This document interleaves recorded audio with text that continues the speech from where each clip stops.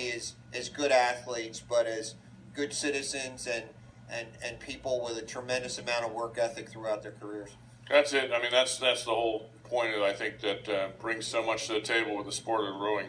We do have a start of the women's Frosh Novice Heavyweight 8 final. Again, Tom, as you said, Temple in lane 1, Bucknell lane 2, Eastern Michigan is coming off in lane 3, Grand Valley lane 4, Purdue lane 5, and Delaware in lane 6. So they've left the stake boat area, and we should be picking them up here momentarily.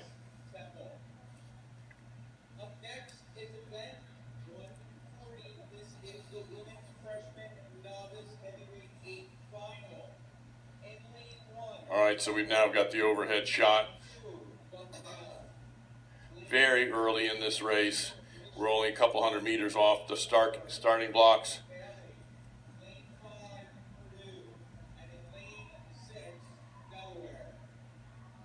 Pretty much lined up the way they got. But again, those high numbers, I'm going to say 5 and 6. And 3 seem to be the ones that are out the quickest on that first couple hundred meters. Now, certainly it's only the first couple of 100 meters. We got 1,800 meters to go. But that lane 5 seems to be out, Tom, just a little bit on the rest of the field. Yeah.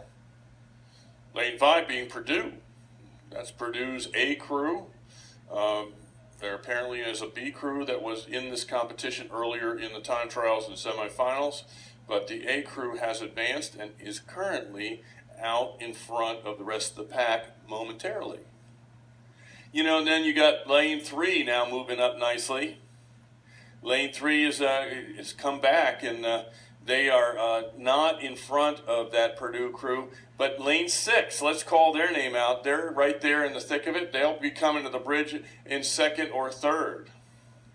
Yeah, so the crews that Brad has mentioned is Purdue, which is in lane 5, Eastern Michigan in lane 3 and second, and in Delaware in lane 6 and third. Yep, so now they're coming to the bridge now. There we go, coming out into the sun right away. First one out, lane 4, that's Grand Valley. Eastern Michigan came out. We didn't call them too early, but they came out into the sun. So Grand Valley, the leader, coming out of the bridge. So we had a nice turn there by Grand Valley. You know, we didn't call their name going into the bridge, but they came out first.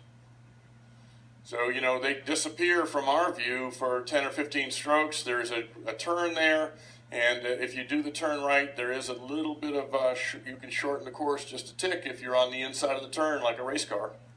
Yeah, and that's where the coxswain, the person who is steering this boat, from all the way in the stern or the back of the boat, really creates a tremendous amount of value for these crews. You know, I think probably even more important on a course like the Dad Vail course on the Schuylkill River than some of those the courses that competition is held on, which is kind of like an indoor swimming pool where they hold them on lakes and so on, and all you really have to do is stay between the markers. Here, a coxswain is really going to learn a tremendous amount about yell steering. At you guys because I'm recording this. this. Lane 3 making a nice move, or just approaching the 1,000 meters. That's Eastern Michigan. Now it looks like they're going to have a one-length advantage over the rest of the field, and I'll call the rest of the field. We'll go to Grand Valley as second, and then third is going to be tight here. We're going to have to really wait till the camera gets there, and I'll tell you, it's all the way on the inside. That's Temple. Maybe in third, but it's only a deck over Purdue on that outside.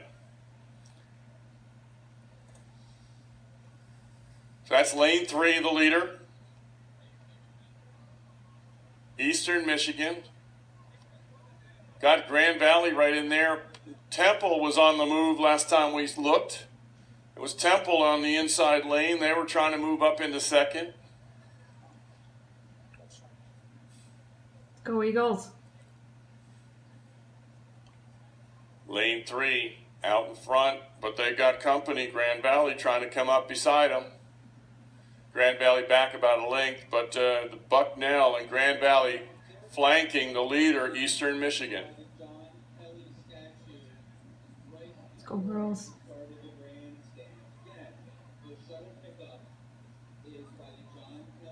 36.5 for Eastern Michigan. That's a good pace for, these are women's Frosh Novice 8. I mean, that's not too high. That is just a really good pace at 36.5. 500 meters to go. Eastern Michigan women still holding on to a linked advantage over the rest of the field, but the rest of the field is really tightening up. You've got Temple, Bucknell, really right next to each other. They can hear each other breathing. They can hear the inhale, the out exhale. That is exciting when you're doing that. That's Temple, Bucknell, lane 1, lane 2. Then on the other side, you've got Grand Valley and Purdue. Purdue trying to come up on Grand Valley. Grand Valley now taking over the 3rd position and is in front of Bucknell. The leader, Eastern Michigan. Woo woo! Let's go Eagles. Eastern Michigan, a rate of striking 36, 300 meters to go. Very, very close race here for 2nd and 3rd. Grand Valley on the move on that outside lane 4. It's Grand Valley increasing its rate of striking. Bucknell in lane 2 trying to go with them. Lane 1, Temple trying to move along with Bucknell. 3 go to the podium. This is the grand final for the women's Frosh Novice Heavyweight 8.